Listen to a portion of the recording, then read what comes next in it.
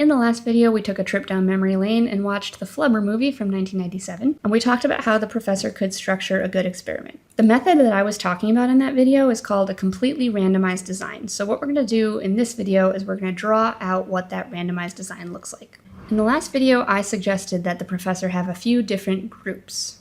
The first was a really basic control group where he has no hand cream on the golf ball at all. And then I suggested a second control group where he just has hand cream with no flubber at all. So I'm going to call that control number 2.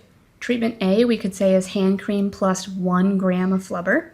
And we'll make treatment B hand cream plus 2 grams of flubber. So we'll see if that makes a significant difference. Now let's say he has 100 golf balls that he's going to put through this test.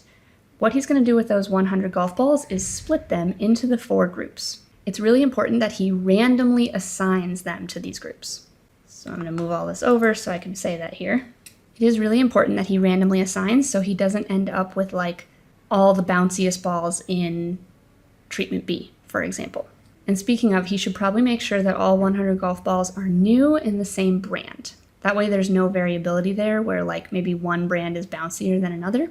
When you're outlining a completely randomized design, you do need to specify that you are randomly assigning to the treatments, and then you can just use lines to kind of show what the different groups are. After we've put them all in our groups, we're going to apply our treatments, either the no hand cream, regular hand cream, flubber, or more flubber. And then afterwards, we're going to compare. Now, the response variable that I suggested the professor compare was the height of the bounce. And we have 4 different groups to compare. So we can see, maybe the 2 control groups have similar bounce heights. A is much higher and B is much, much higher. We can compare all 4 together. And once again, the reason we want the controls is so we can compare the flubber treatments to like nothing to see how much better they are than doing nothing to the golf balls. Now you may remember from the last video that the professor also incorporated bowling balls. His thought process seems to be, it worked on golf balls, is it going to have the same effect on bowling balls? He kind of needs to separate out the different types of spherical objects to see if flubber has different effects on different types of balls.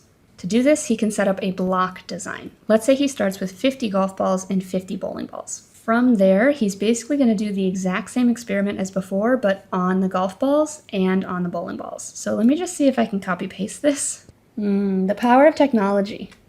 If you need to pause the video and jot some things down yourself, you totally can. Okay, so we've replicated the experiment twice, basically. Once with the golf balls, once with the bowling balls. Now, in addition to being able to just compare the treatments to each other, we can also compare golf balls to bowling balls. We split into these 2 blocks so that we can more easily make a comparison, because maybe flubber is more effective on bowling balls than golf balls. We're not sure. Okay, now technology let me down a little bit. I should have the word randomly assign right here and right here. We are not going to have a random assignment here because I'm not picking out a spherical object and then randomly assigning it to be a golf ball or a bowling ball. It doesn't make sense. Like a real world example, maybe we're testing a medication that's supposed to like lower blood pressure, and maybe we have a suspicion that young people and old people are going to react a different way. We might block into 2 different groups, young and old, and then run the experiment on both blocks. That way at the end we can see, was the medication more helpful for older people than younger people? At the beginning of the experiment, we're not randomly assigning people to be old or young. Like we don't get a subject and then say, okay, you're going to be an old person for this study. It's not really how it works. We split them into blocks based on their characteristics that exist and are not changeable, and then we randomly assign them into treatments.